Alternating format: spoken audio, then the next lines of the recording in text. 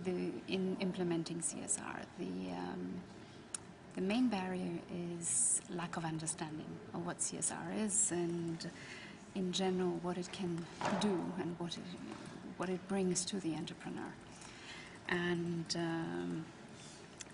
in the problems of implementing CSR, what I see is the fact that not only you have to cross the barrier of informing, training maybe, explaining, but it's perceived as it's not a business-related issue to them, generally, across the board. So it's difficult to bridge that gap.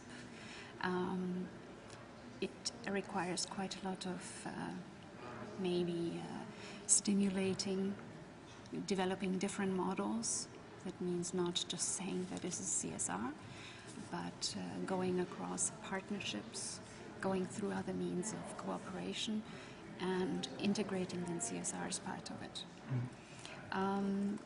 That's what my experience was. There are also some other experiences that UNIDO had. I think they which they mentioned here, they also had a fact where CSR was implemented as a business case. So it was with the focus that it is profitable to implement CSR. So you can also take it from that angle. Mm-hmm. And what few times we encountered where nothing was implemented or there was no interest is just that other projects that the companies had came first, and it was strapped resources. I'm not even talking about financial resources, just time. Mm-hmm. You don't want to overwhelm an entrepreneur and say you have to do this. Then you would have to wait. That's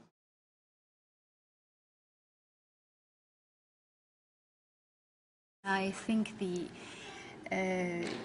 in fact, the way I see it is you have to have an enabling environment to be able to have innovation processes. Mm-hmm. So the enabling environment is sort of foremost.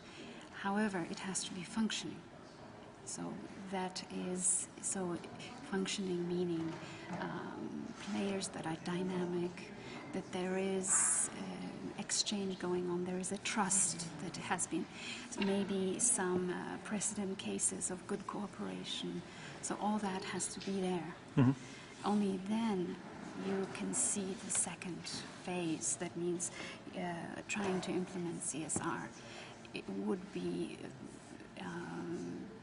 something that can be put on top, but not as, so CSR is not a vehicle to enabling environment or innovation. Mm-hmm. It's really the opposite way around. If you take it from the purest standpoint, you can also say that actually every form of business should be responsible. But of course we are human, and that does not exist. So it's sort of first business, making money, having good products like what we heard in our discussion, and then CSR.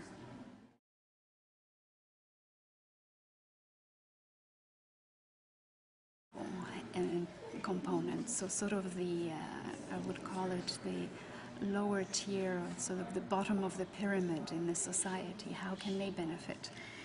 I think it is inclusion. It is one of the things that would help their own development. Poor people in general have benefited one way or another through benevolent organizations. So they lived of charity. But when you look at it from the point of view of development, that's not the point. The point is, you give them the fishing rod to fish, not the fish. So you have to develop something that makes them do it themselves. So by themselves, they will gain